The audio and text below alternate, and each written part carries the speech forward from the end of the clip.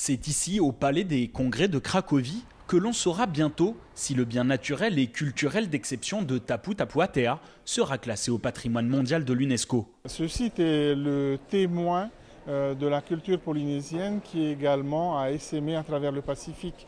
Il est également un paysage relique où on a pu découvrir des plateformes agricoles où les cultivateurs anciens avaient établi leur lieu de vie. Les structures archéologiques qui sont toujours visibles, qui ont été restaurées, valorisées, sont des traces tangibles de ce patrimoine. Il aura fallu 23 ans et 64 millions de francs pacifiques aux spécialistes de la culture et du patrimoine pour que les quelques 2125 hectares du site soient éligibles.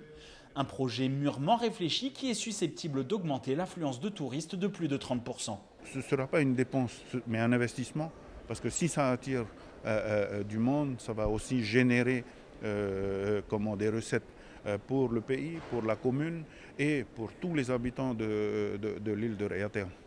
Le président Édouard Fritsch, accompagné de son équipe, mais aussi du maire de la commune de Tapu Tapu Atea, sont venus en personne. Le projet a lui aussi été appuyé par le Comité national des biens français du patrimoine mondial. Une solidarité qui a permis d'effacer toute concurrence potentielle au niveau national et de mettre toutes les chances de son côté pour remporter le précieux label. Il y a plusieurs dizaines de dossiers, plus ou moins avancés, plus ou moins montés, plus ou moins dormants.